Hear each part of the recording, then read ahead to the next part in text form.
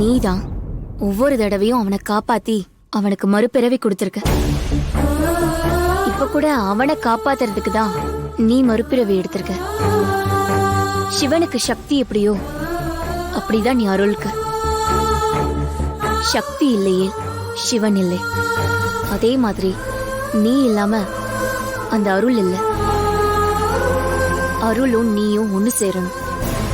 அதுதான் விதி. இது மாறி அருள் வேற எந்த பொண்ணை கல்யாணம் பண்ணாலும் அவனோட உயிர் அவனை விட்டு போயிடும்.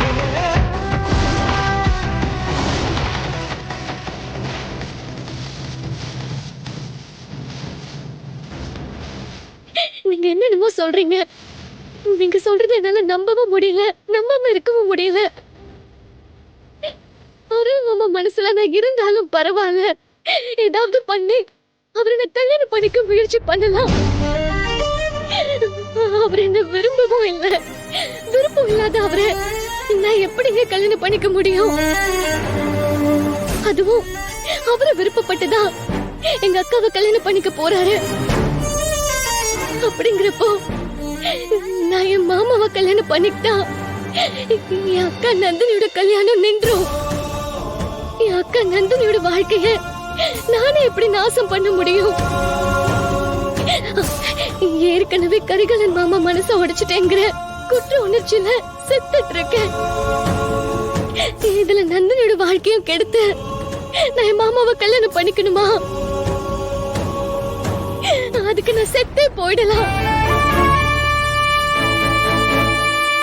நீ அருளை கல்யாணம் பண்ணிக்க போறதால நந்தினி வாழ்க்கையோ இல்ல கரிகாலன் வாழ்க்கையோ அழிக்கிறதா நீயா நினைச்சுக்காத. சொல்ல போனா அவங்களோட வாழ்க்கையும் சேர்த்து காப்பாத்த போறதே நீதான். நான் தான் முதல்ல சொன்னேன்ல, உன்னை தவிர வேற யாரு அருளை கல்யாணம் பண்ணாலும் அருள் செத்துருவான். அதான் விதி. ஒருவேளை நந்தினி அருளை கல்யாணம் பண்ணிக்கிட்டா அடுத்த நிமிஷமே அருள் செத்து நந்தினி விதவை ஆயிடுவா. அவங்க அம்மா மாதிரியே அவளோட வாழ்க்கையும் ஆகணுமா? அத மனசுல வச்சு யோசி. உன் வாழ்க்கைக்கு வழி சொன்ன கடவுள் அவ வாழ்க்கைக்கு வழி சொல்லாமலா இருப்பான்? அருளுக்கும் உனக்கும் கல்யாணம் ஆகும்போது நந்தினிக்கும் அவளுக்கு ஏத்த மாதிரி சந்தோஷமான வாழ்க்கை அமையும். கரிகாலனுக்கும் அமையும். உனக்கு பிடிச்சவனோட உயிரை காப்பாத்த போறோன்னு மட்டும் நீ பண்ணன. இப்போ உங்க 4 பேரோட வாழ்க்கையும் உன் கையில. நீ எடுக்க போற முடிவுல தான் இருக்கு.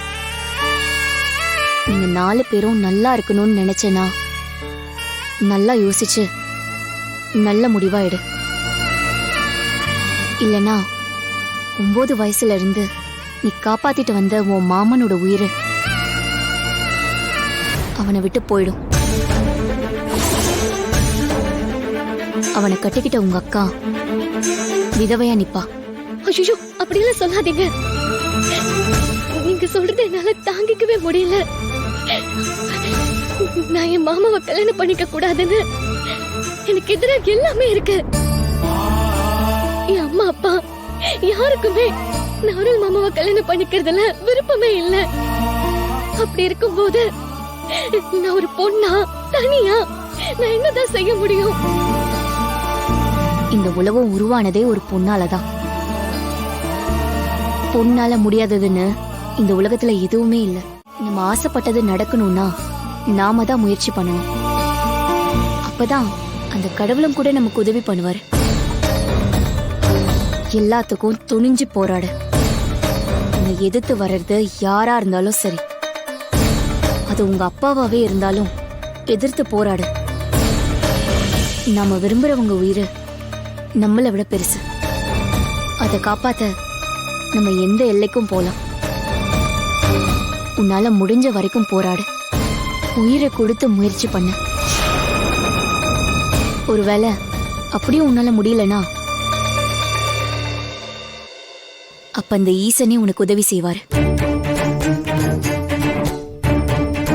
இப்போதைக்கு எந்த விஷயத்தையும் யார்கிட்டயும் சொல்லாத.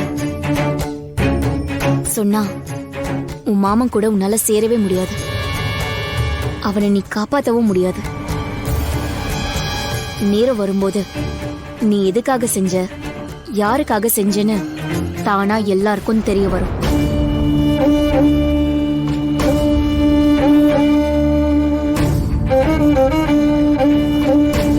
என்ன முடிவு எடுத்திருக்க?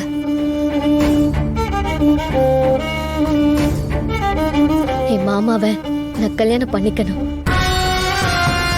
அப்பதான் அவர் உயிரோட இருப்பாருங்கிறது விதினா, என் மாமாவை காப்பாத்துறதுக்காக நான் அவரை கல்யாணம் பண்ணிக்க போறேன். ஆனா அதே சமயத்துல எனக்கு என் அக்கா நந்தினியோட வாழ்க்கை ரொம்ப முக்கியம். என் அக்காவுக்கு ஒரு நல்ல வாழ்க்கையை அமைச்சு கொடுத்துட்டு அதுக்கப்புறம் தான் என் வாழ்க்கையை பத்தியே நான் யோசிக்க போறேன். தெரிஞ்சோ தெரியாமலோ என்னால கரிகாலன் மாமாவோட மனசு உடைஞ்சு போயிருக்கு. அதையும் நான் சரி பண்ணுவேன். இததான் நான் உன்கிட்ட எதிர்பார்த்தேன். கையை கொடு.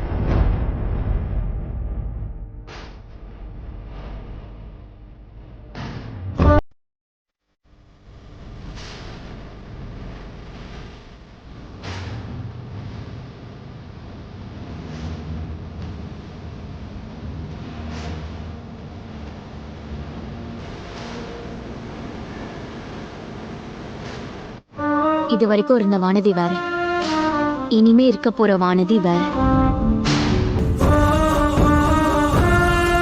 இந்த கயிறு உனக்கு தைரியத்தை கொடுக்கும், உன்னை புது ஆளா மாத்தும்.